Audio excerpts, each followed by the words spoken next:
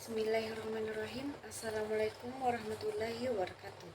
Perkenalkan, nama saya Murniati dengan NIM 1931041057. Kelas PJKRC 2019. Baik, di sini saya akan membahas materi saya tentang taksonomi. Adapun pengertian taksonomi berasal dari bahasa Yunani yaitu taksis yang berarti pengelompokan dan phous namos yang berarti aturan. Dapat diartikan bahwa ilmu pengelompokan suatu hal berdasarkan hal tertentu. Awalnya, taksonomi hanya mengacu pada kategorisasi makhluk hidup. Namun, dalam pengertian yang lebih luas dan lebih umum, taksonomi juga bisa merujuk pada kategorisasi benda atau konsep, serta prinsip-prinsip yang mendasari kategorisasi tersebut. Banyak taksonomi memiliki struktur hierarki, tetapi ini bukan merupakan persyaratan. Taksonomi menggunakan unit yang dikenal sebagai takson, yaitu bentuk jamak atau taksa. Takson yang lebih tinggi bersifat lebih umum, sedangkan takson yang lebih rendah bersifat lebih spesifik. Taksonomi berbeda dengan meronomi yang berhubungan dengan kategorisasi bagian-bagian dari keseluruhan. Baik, selanjutnya ada taksonomi dalam biologi. Dalam biologi, taksonomi juga merupakan cabang ilmu tersendiri yang mempelajari penggolongan atau sistematika makhluk hidup. Sistem yang digunakan merupakan penamaan dengan dua sebutan yang dikenal dengan kelola nama binomial atau binomial nomenklatur yang diusulkan oleh Carl von Linne, seorang naturalis berwarga negara Swedia. Ia memperkenalkan 6 hierarki tingkatan untuk mengelompokkan makhluk hidup. Keenam hierarki yang dikatakan takson dari tingkatan tertinggi atau umum hingga terendah atau spesifik, yaitu yang pertama phylum untuk hewan atau divisio untuk tumbuhan.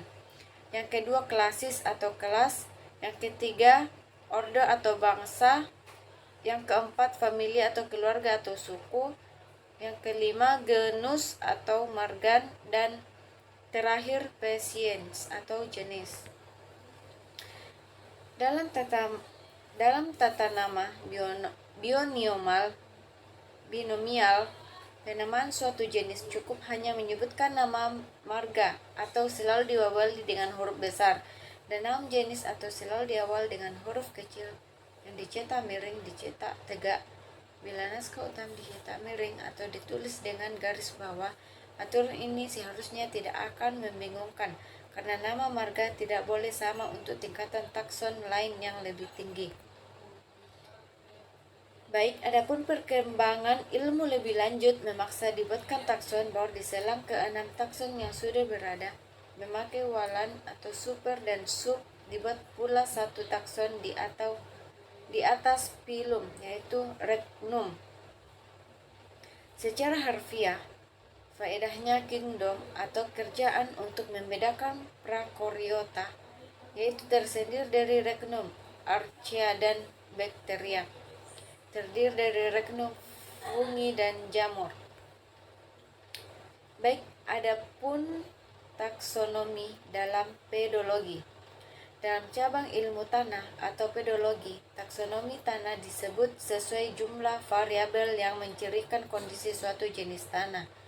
Karena klasifikasi awal disebut sistematis, pada tahun 1975, tim dari Soil Survey Staff dari Departemen Pertanian Amerika Serikat menerbitkan suatu kesepakatan dalam taksonomi tanah. Sejak masa itu, setiap jenis tanah paling sedikit memiliki 2 nama. Meskipun nama baru sudah diberikan, namun lama seringkali sedang digunakan karena aturan dari Soil Survey Staff dianggap terlalu rinci. Baik, di sini ada taksonomi dalam pendidikan. Dalam pendidikan, taksonomi disebut untuk mengklasifikasi sasaran pendidikan. Dalam hal ini, sasaran pendidikan dibagi menjadi beberapa domain, yaitu kognitif, efektif, dan psikomotor. Dari setiap ranah tersebut dibagi kembali dijadikan beberapa kategori dan subkategori yang berurutan secara hierarkis atau bertingkat, mulai dari tingkah laku yang sederhana hingga tingkah laku yang paling kompleks. Tingkah laku dalam setiap tingkah diasumsikan menyertakan jumlah tingkah laku dari tingkat yang lebih rendah. Taksonomi ini pertama kali disusun oleh Benjamin S. Bloom dan kawan-kawan pada tahun 1956, sehingga sering pula dikatakan sebagai taksonomi Bloom. Adapun sejarah taksonomi. Penentuan nama suatu takson sangat tergantung kepada berbagai bukti yang digunakan. Karakteristik morfologi merupakan salah satu bukti yang dapat dan sering digunakan dalam penentuan suatu takson, karena dengan pertelaan karakter morfologi dapat dideskripsikan bersamaan dan perbedaan dari suatu takson, sehingga dapat dikaji apakah suatu takson sudah benar penempatan posisinya secara sistematis. Penamaan harus dimasukkan ke dalam takson lain, seperti penelitian yang telah dilakukan oleh Wang Kyung-hwa, Yu Jia, Yang Liu dan Xiudun Chen pada tahun 2010 tentang penempatan posisi sistematik genus Methodorelia S. acomra berdasarkan data morfologi. Persamaan dan perbedaan karakter morfologi ini dapat diberikan nilai dan dibandingkan, sehingga akan lebih terlihat beberapa perbedaan dan persamaannya. Metode pemberian nilai pada setiap karakter ini disebut dengan taksonomi numerik. Taksonomi numerik dapat mempelajari jauh dekatnya hubungan kekerabatan jenis tumbuhan yang didasarkan pada persamaan karakter yang ada dengan membandingkan setiap karakter tanpa memperhatikan sejarah keturunan dan masing-masing takson. Baik, cukup sekian yang saya sampaikan. Lebih dan kurangnya mohon dimaafkan. Wabillahi taufiq wal hidayah.